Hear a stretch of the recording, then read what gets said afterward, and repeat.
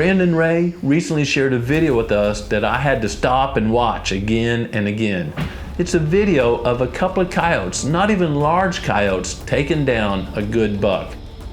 Hey, it's almost trapping season, and if you're in an area where it seems the predators are out of balance with the prey population, there's too many predators and they're actually impacting prey populations, you may want to consider trapping like the Growing Deer team. Now, predators taking down prey, that's a natural process, but if something has happened where you hunt that has made that balance get skewed towards predators, it's probably time to do some predator management.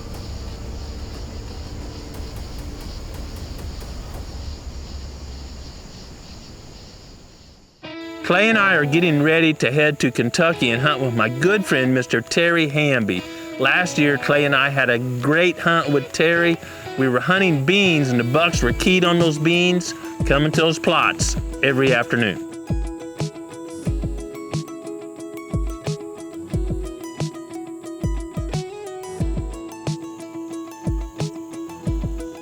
Beans are one of the most attractive and most nutritious forages for white-tailed deer. Oftentimes in small plots, deer will browse them so heavily they're not that productive. In this situation, we've got a hot zone fence around the beans, and that's allowed them, even in the 5th driest August on record here, to get almost shoulder tall on me. We'll be headed back to Kentucky, but we may not spend all of our time on the edge of those great looking food plots. Last year we saw good bucks almost every hunt, but not within bow range. We were playing cat and mouse as the bucks would come out one side of the plot and then the other, and we could never predict where we should be. I know from past experience that it's better to find a pinch point or a travel corridor going into the food than hunt right on the food, especially during early season. Oftentimes when the days are a little longer like this, the bucks may not reach the food source until just at or after dark.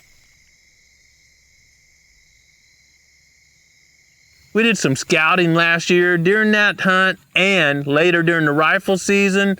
We're hoping this year we can get in some pinch points and cut deer off before they get to those fields.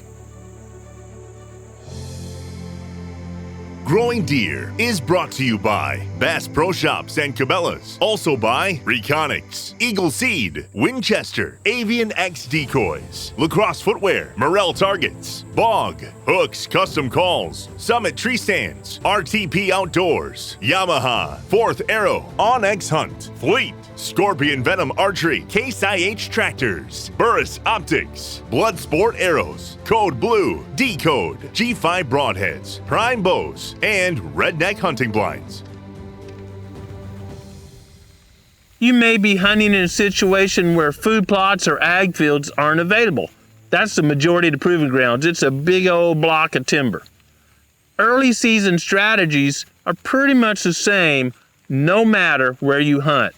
Where the deer are going, the food source may change, but the behavior is fairly predictable. This time of year, bucks still have velvet in most areas, and that means that testosterone level is not all the way up to full bore. Bucks are still on a food cover pattern. During the next week or so, they'll probably still be in larger bachelor groups. When that testosterone level is low, they're pretty tolerant of each other. But as it climbs, they start sparring, kicking around, figuring out the dominance. Those big bachelor groups will split up. So if you're hunting in the next week and you find a big bachelor group, you need to move in quickly before those deer split up, because some of them will use a different portion of their home range for the rest of the season. Deer changing the portion of the home range they're using this time of year sure baffles some guys. They've been out scouting during the summer, seeing those big bachelor groups coming into a food source.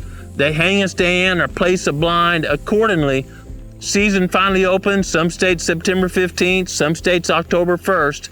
By the time to get ready to hunt, those bucks are nowhere to be found. Lots going on this time of year that will cause that shift in the portion of home range deer are using. Food sources is a big factor in the portion of a home range deer are using. There's a lot of factors that can influence which food source deer are using on any given day or week. Farmers may harvest a crop, maybe acorns are starting to fall, or if you're like us, you've just finished planting all of your fall food plots and they're starting to germinate. During the early season, food is king.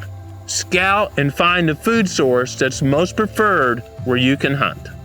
Bedding areas can also be key, but a little tougher during the early season. You got to think about it. Deer are getting back to that bedding area pretty early in the morning this time of year and leaving it fairly late. It can be tough to get in close to a bedding area this time of the year without alerting deer. I like to know where deer are bedding, but I rarely hunt right there. I'm trying to find a pinch point in between a food source and bedding areas during this time of year. I'm not lazy, but I primarily hunt afternoons during the early season.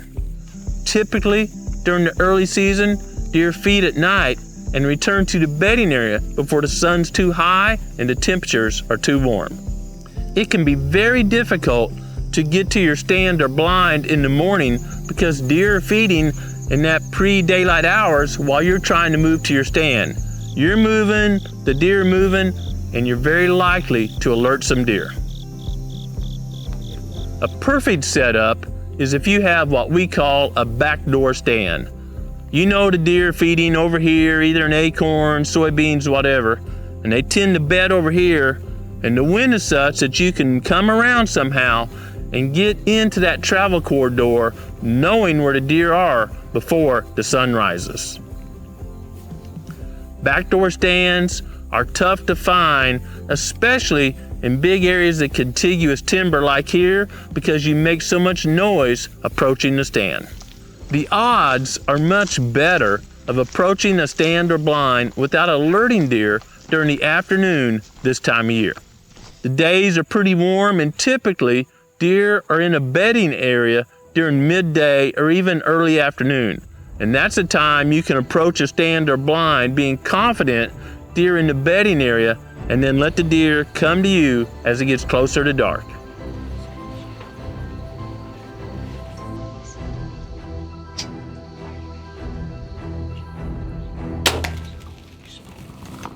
Knowing where deer are bedding and feeding during the early season are two big factors in tagging an early season buck. However, the benefit of that knowledge can be canceled if you don't pay close attention to your scent.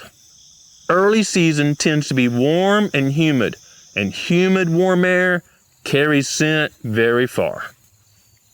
Another factor, given that it's warm, especially in the afternoons, is it's easy to perspire on the way to the stand. Given these considerations, I strongly prefer when there's a pretty good wind during the early season. I want to be able to predict with great accuracy where my scent is going. A dead still day may seem nice, but we tend to just build a large scent cone.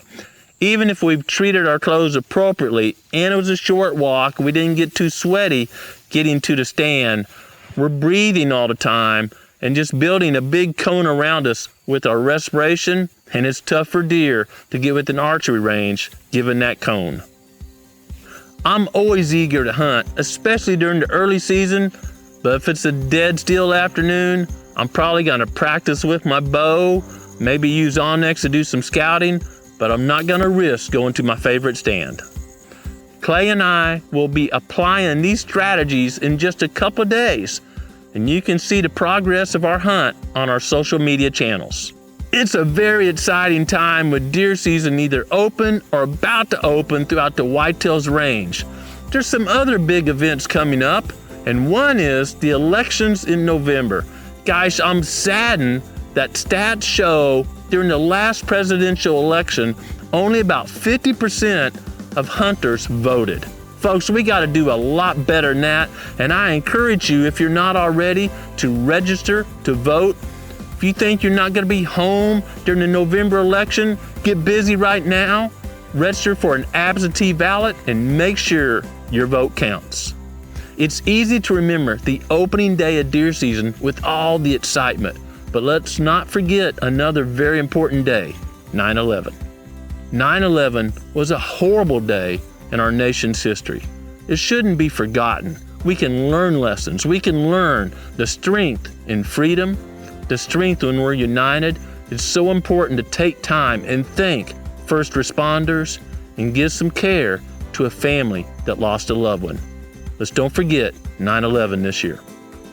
It's an interesting time in our society, and it's a great time, as it always is, to get outside, chill out a little bit, and enjoy creation. But no matter the year, season, or day, it's important to take time every day to be quiet and listen to what the Creator is saying to you. Thanks for watching Growing Deer.